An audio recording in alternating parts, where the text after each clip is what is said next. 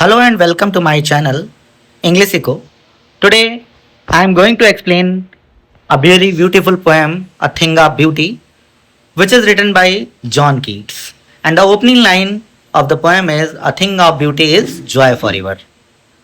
Let's see something about the poet. John Keats was a second generational romantic poet born on 31st October 1795, Moorgate, London, United Kingdom, and died on 23rd February 1821 at the age of 25, Rome, Italy. He was buried on non-Catholic cemetery, Rome, Italy. His parents were Francis Jennings Keats and Thomas Keats. Siblings were George Keats, Thomas Keats, and Frances Mary Keats. His height was 1.5 meter. Let's see more about John Keats. John Keats was the central figure of the second generation of the English Romantic movement. Alongside peers like Lord Byron and P.B. Shelley, originally trained as a surgeon and apothecary, Keats abandoned the medical profession at the age of 21 and dedicated his entire life to the poetry. Although his work faced harsh criticism from the literary establishment during his brief career, he became one of the most beloved and celebrated poet in the English literature within a few decades of his tragic death from tuberculosis in Rome at the age of 25 years. His poetry is highly regarded for its vivid, sensuous imagery and profound emotional intensity. Keats frequently explored the tension between eternal perfection of art and the fragile, temporary nature of human life. Having lost his parents at a young age and having nursed his brother through a fatal battle with tuberculosis, his work is deeply woven with theme of mortality and melancholy. Despite this underlying sadness, he held a deep reverence for the power of beauty to heal and uplift the human spirit. A theme central to major works like Endymion, Ode to a Nightingale, and Ode on a Grecian Urn. Beyond his beautiful verses, Keats is also remembered for his philosophical contribution to literature, most notably his concept of negative capability.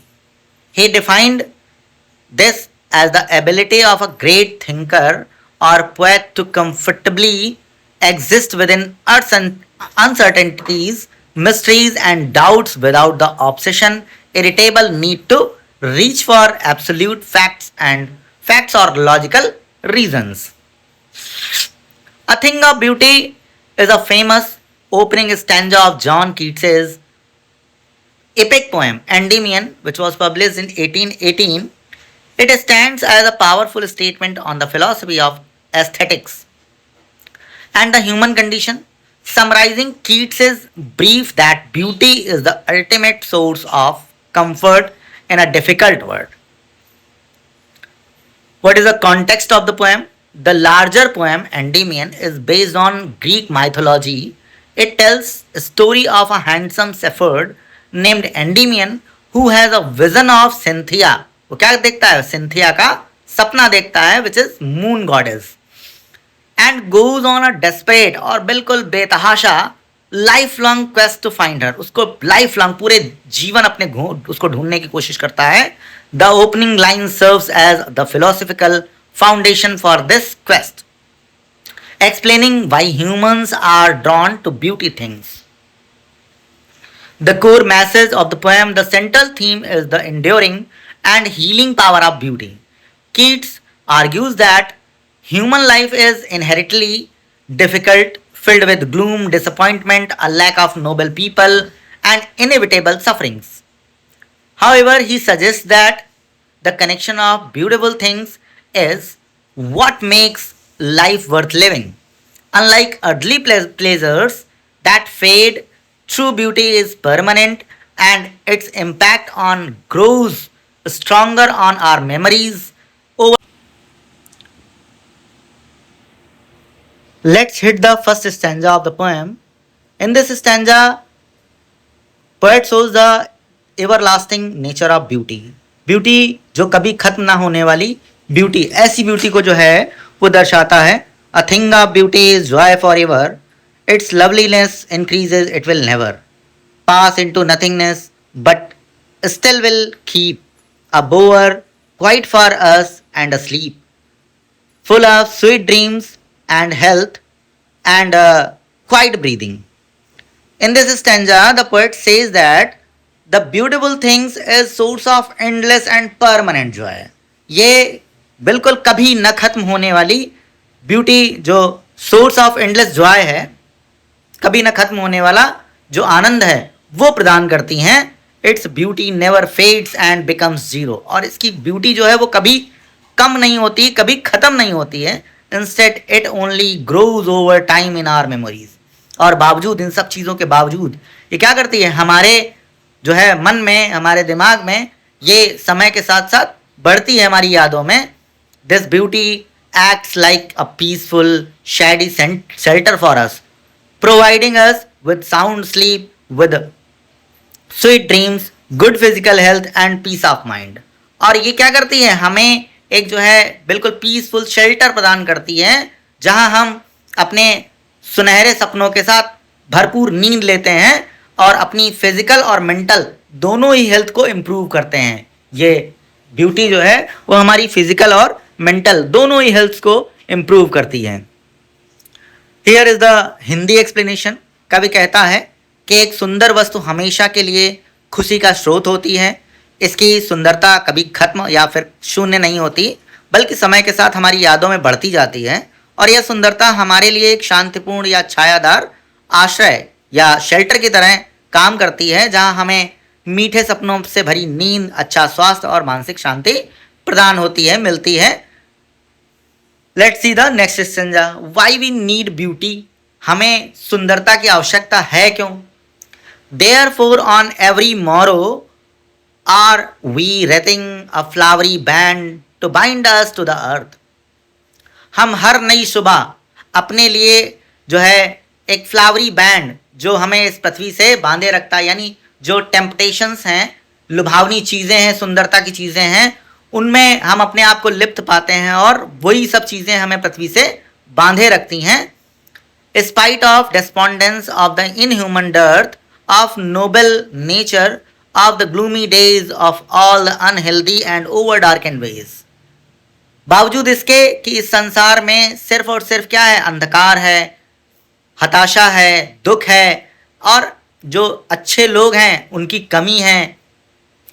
Made for our searching, yes, in spite of all, some shape of beauty moves away the pall from our dark spirits.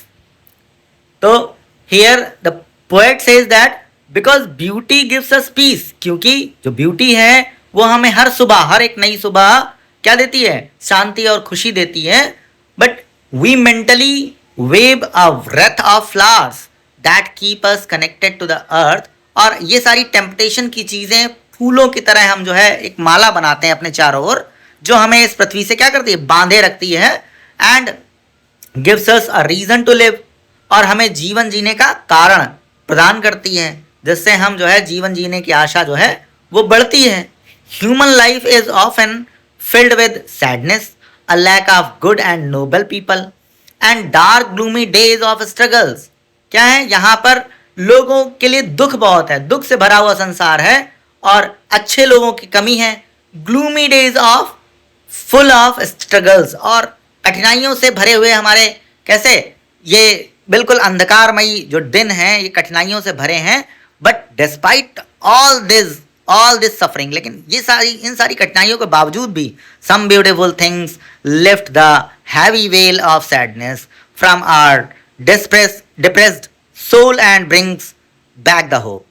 और कुछ जो सुंदर वस्तुएं हैं वो इस बहुत ही गहरे जो दुखों का पर्दा है वो हमारे सामने से हटाती हैं, और हमारी जो हम जो दुखी होते हैं, हमारी दुखी आत्मा होती है, सोल होती है, इसमें फिर से क्या आशा जगाती है, जीवन जीने की आशा जगाती है। Let's see the Hindi explanation. क्योंकि सुंदरता हमें शांति देती है, इसलिए हम हर सुबह फूलों की एक माला गूंथते हैं। फूलों की माला का मतलब जो हमें चीज़ें लुभाती हैं, जैसे कार, अच्छे कपड़े, मोबाइल, ये सब चीज़ें क्या है, टेम्पटेशन की चीज़ें हैं, अर्दली थिंग्स हैं जो हमें क्या अपनी तरफ खींचती हैं और हम सोचते हैं कि चलो कल अब इस साल ये लेंगे, अगले साल वो करेंगे। तो ये सब चीज़ें हमें जो है पृथ्वी से बांधे रखती हैं और जीवन जीने की प्रत्याशा बढ़ाती हैं। मानव जीवन में अक्सर उदासी, अच्छे लोगों की कमी और संघर्षों से भरे अंधकारमय दिन होते हैं। लेकिन इन सभी दुखों के बावजूद कोई ना कोई ऐसी सुंदर वस्तु होती है जो हमारी उदासी को दूर करती है और निराशा खत्म करती है। निराशा का जो पर्दा है, भारी पर्दा है, वो हमारे सामने से हटा देती है और उम्मीद जगाती है, जीवन जीने की उम्मीद जगाती है। Let's see the third stanza. What are the beautiful things? कौन सी ऐसी सुंदर चीजें हैं जिनको देख करके हमारे अंदर जीने की प्रत्याशा बढ़ती है। Such the sun, the moon, trees old and young sprouting a shady boon. सूर्य और चंद्रमा, पेड़ नए या पुराने, छोटे या बड़े, ये एक क्या करते हैं, एक शैडी बून, एक वरदान, ऐसा आश्रय का वरदान जो है हमारे लिए मिलता है। फॉर सिंपल सी, मतलब एक साधारण सी भेड़ के लिए और हमारे लिए, सभी के लिए। And such are daffodils with the green world they live in. और डैफोडिल्स के फूल जो इन जंगलों में खिलते हैं। एंड क्लियर रिल्स, और ये जो बिल्कुल स्वच्छ पानी की धाराएं, यानी स्वच्छ नदियां, नहरें, ये जो है हमें एक सुख शांति प्रदान करती हैं। That for themselves a cooling covert make against the hot season. और ये सब हमें इस दुख भरे संसार में, गर्म संसार में ठंडक प्रदान करती हैं और दुख भरे संसार में सुख की अनुभूति कराती हैं। The mid forest brake rich with a sprinkling of fair musk rose Bloom.